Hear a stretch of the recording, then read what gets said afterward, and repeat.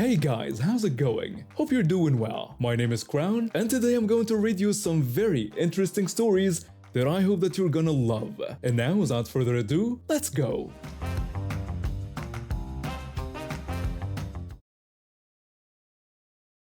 I had been working part-time at a local supermarket for 2 years, saving every penny I could.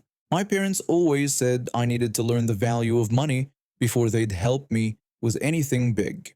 So when I turned 18, I finally had enough saved up to buy my first car.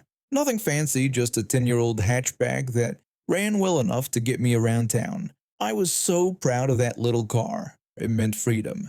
No more begging my parents for rides or catching buses that never showed up on time. My girlfriend lived about 20 minutes away in the next town over, and I was finally able to visit her whenever I wanted. That day, I had been driving for exactly 1 week. I was still nervous behind the wheel, checking my mirrors constantly, and keeping both hands firmly at 10 and 2 like my driving instructor had drilled into me. I was heading down this quiet residential street lined with terraced houses when everything went wrong. The houses all had their front doors opening right onto the pavement. No front gardens or anything. 1 second I was cruising along at the speed limit, the next second the door flew open and this kid came shooting out like he'd been launched from a cannon. My heart practically stopped. The kid couldn't have been more than 6 or 7 years old, and he was running straight toward the edge of the pavement. I had no idea if he was going to keep running into the road or what, so I did the only thing I could think of. I slammed on the brakes as hard as I could. The car came to a complete stop with a screech that probably woke up half the neighborhood. The kid had actually turned and was running along the pavement, not into the road. But there was no way I could have known that in the moment. My hands were shaking from the adrenaline when I heard the crash behind me. I had been so focused on not hitting the child that I hadn't even thought about what was behind me. This woman in a beat-up sedan had plowed right into my rear bumper. The impact wasn't terrible, just bent metal and some scratches, but it was still my first accident ever. I got out to check the damage, my legs still a bit wobbly from the shock. That's when this woman came storming out of her car like she was ready for battle. She had to be in her late 30s, wearing a tracksuit that had seen better days, and her face was already turning red. She started screaming at me about how I could have killed her and her kid. I looked around confused because she was clearly alone in her car. There was no kid anywhere to be seen.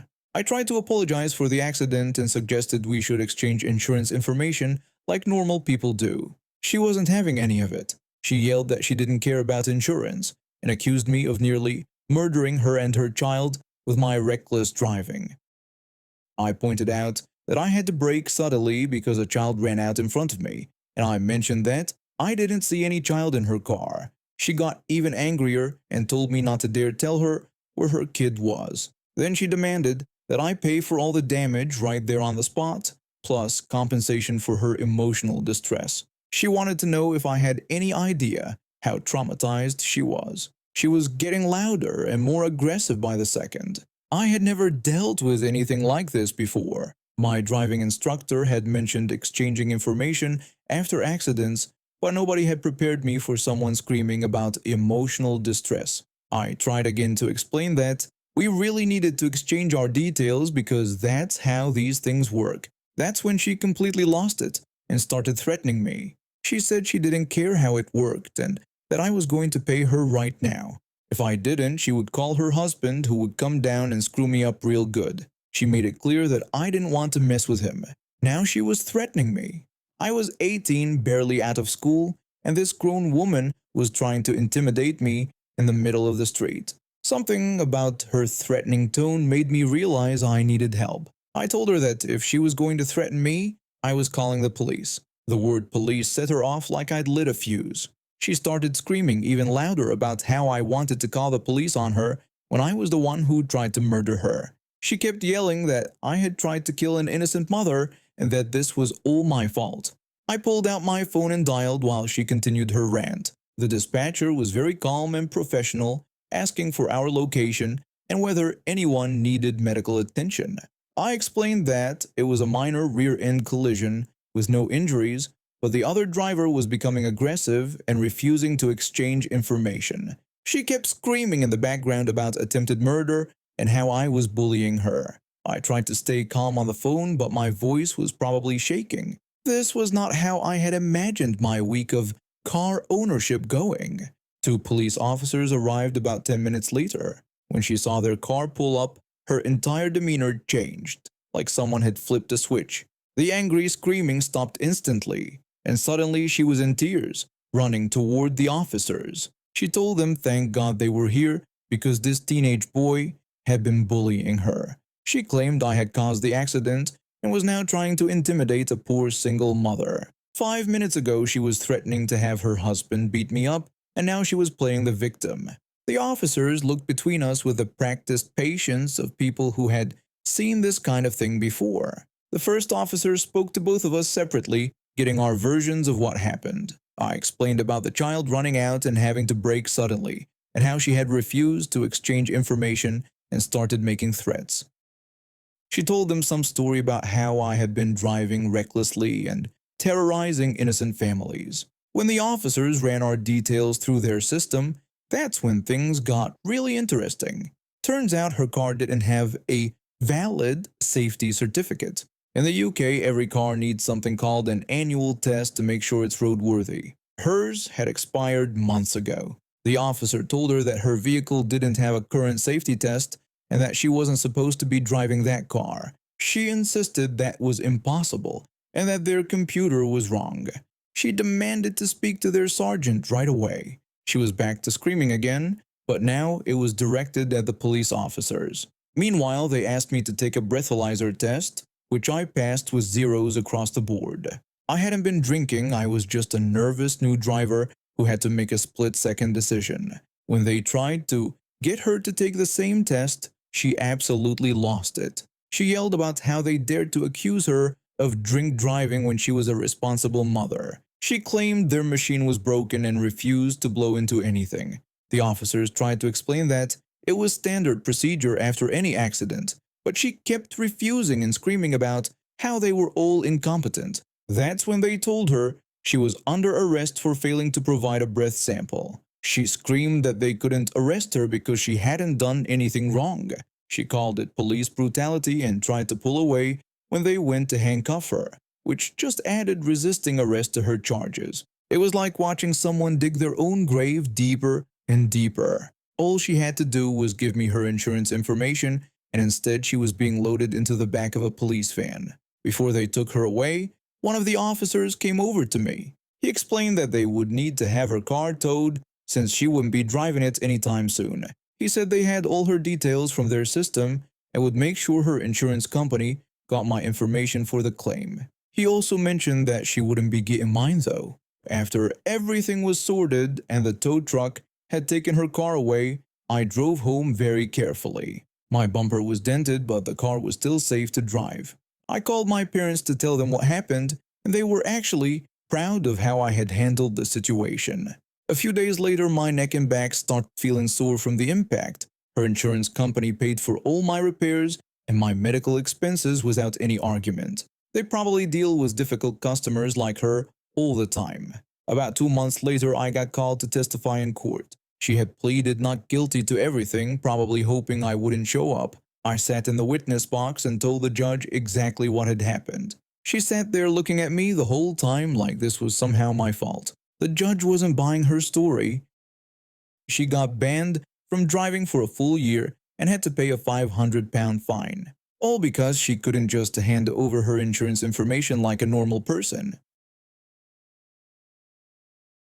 A little background first, my family had just moved to a bigger apartment that ended up costing way less than we had budgeted for. Since we saved so much money on rent, we decided it was finally time to replace all our old appliances and get some new furniture. We've been living with hand-me-downs and garage sale finds for years, so this felt like a huge upgrade for us. Moving day was exhausting. We spent the entire day hauling boxes and furniture up to our second-floor apartment. My back was killing me and I was running on fumes, but I still needed to make a trip to Walmart to pick up all the essentials we needed to actually live in our new place. Things like cleaning supplies, food, basic household items, that sort of thing. My 10-year-old son came with me to help.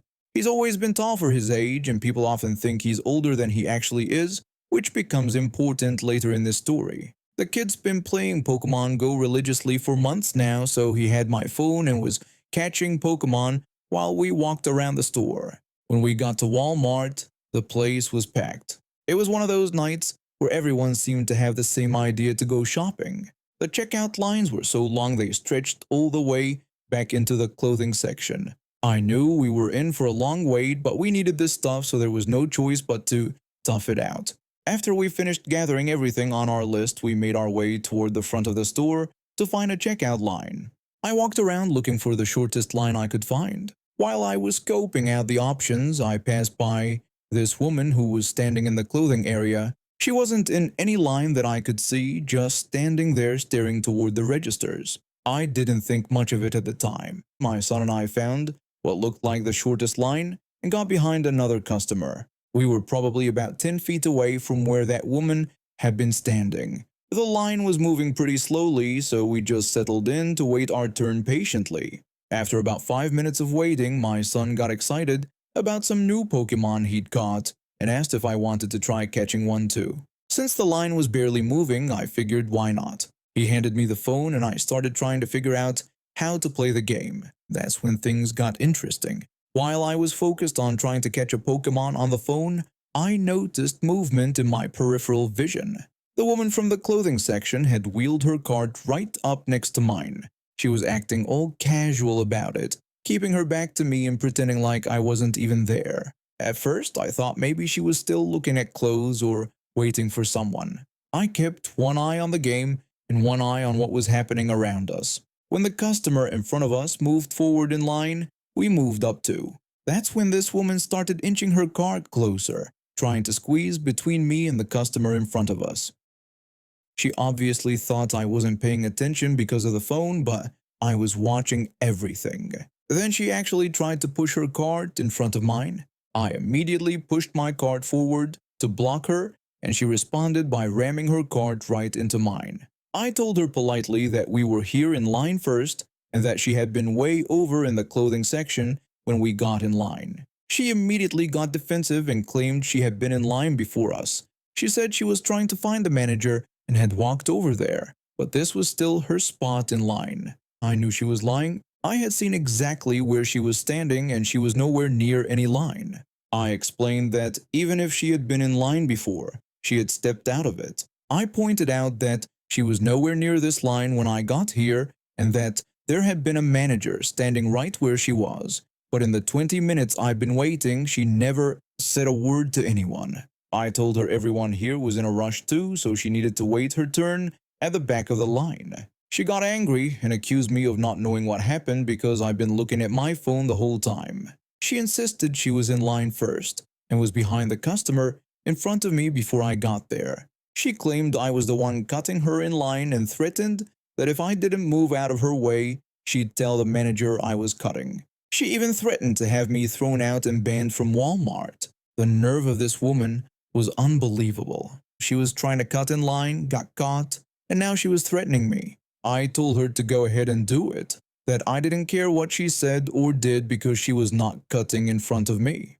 She called me a nasty name and started to storm off, but not before trying to ram me with her cart again. My son stepped in between us to protect me from getting hit. Instead, her cart slammed right into his side. I was shocked at what just happened. I told her loudly that she had just hit my son with her cart and called her crazy. I said if she couldn't wait in line like everyone else, she shouldn't come to Walmart. That's when I called her Karen. She huffed off and my son and I assumed that was the end of it. We were wrong. The customer in front of us had just started unloading her cart at the register when Karen came walking back with a manager. The manager approached me and said the lady had told him I cut her in line and threatened to beat her up if she didn't shut up and leave. He said they don't tolerate that kind of behavior at Walmart and that he was going to have to ask me to leave the store. I was stunned. I looked at the manager and was about to explain what really happened when Karen interrupted me with a smug look on her face. She claimed I had also hit her with my cart and demanded I be arrested for assault. She wanted the police called because she said I assaulted her and threatened her life, all because she wouldn't let me skip her in line. The customer who had been in front of us turned around from the register looking irritated. She told everyone she had been waiting in line for 30 minutes and at no point was Karen ever in line behind her. She said, "I never threatened Karen either." She explained that Karen had threatened me and rammed her cart into mine, threatened to have me removed and banned if I didn't let her cut, and then hit my son with her cart. She said I was within my rights to stand my ground. The manager looked confused now and asked if this was true. Both my son and I said yes at the same time. I started trying to explain my side of the story, but Karen kept interrupting me. Karen called me a liar and demanded I be arrested immediately. The manager tried to calm her down and said they will get to the bottom of this, but she screamed that she wanted me arrested right now. She was making a huge scene at this point. The manager told her she was making a scene and if she didn't calm down and lower her voice, he was going to ask her to leave. Karen got even more upset and said I had threatened her life and assaulted her, and now he was going to kick her out instead. She demanded to speak to his manager. The manager explained he was the general manager of the store, and if she wanted anyone above him, she'd have to call corporate. He told her he was asking one more time for her to calm down before he trespassed her from his store. Karen said this was how he ran his store. She accused him of protecting violent people who attack other customers while kicking out the victims. She threatened his job. The nice customer spoke up again and told Karen she was not the victim here. My son and I were. She said Karen had threatened and attacked us because she got caught skipping the line. Karen told her to mind her own business and called her a nasty name, saying no one asked for her opinion.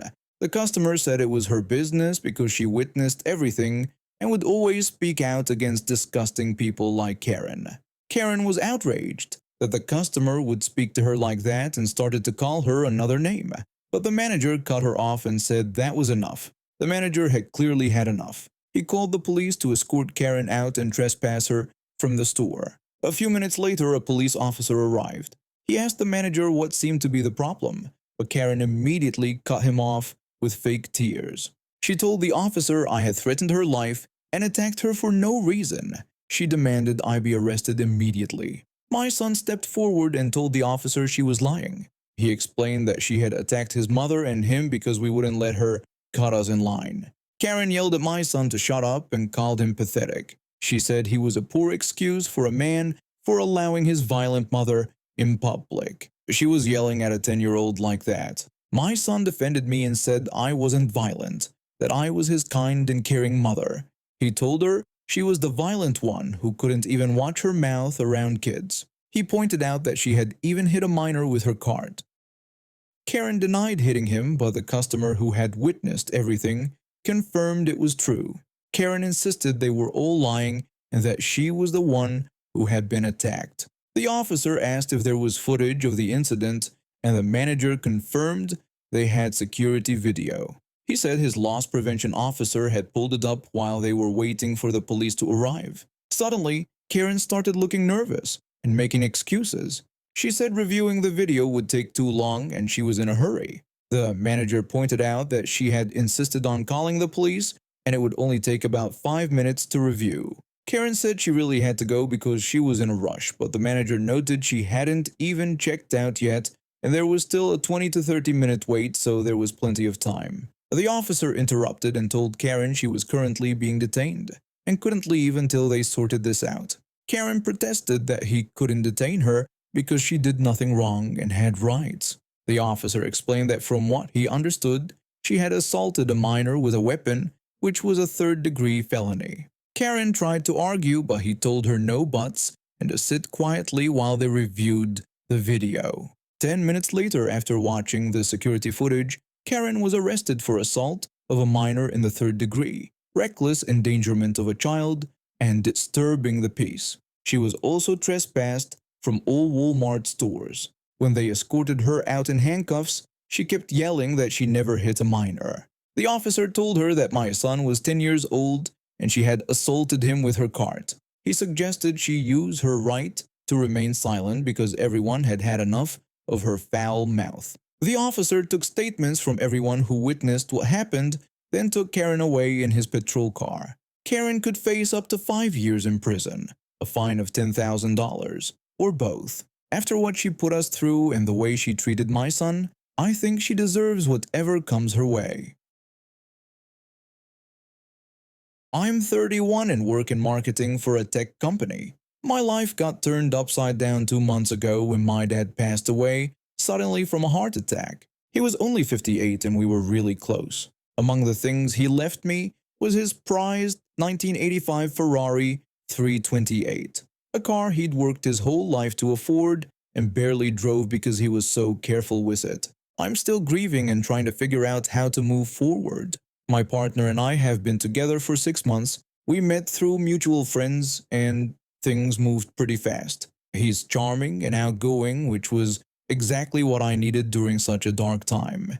He moved in with me about 3 months ago, which looking back was probably too soon, but I was lonely and he was there for me. Last Tuesday, he came to me with what seemed like a reasonable request.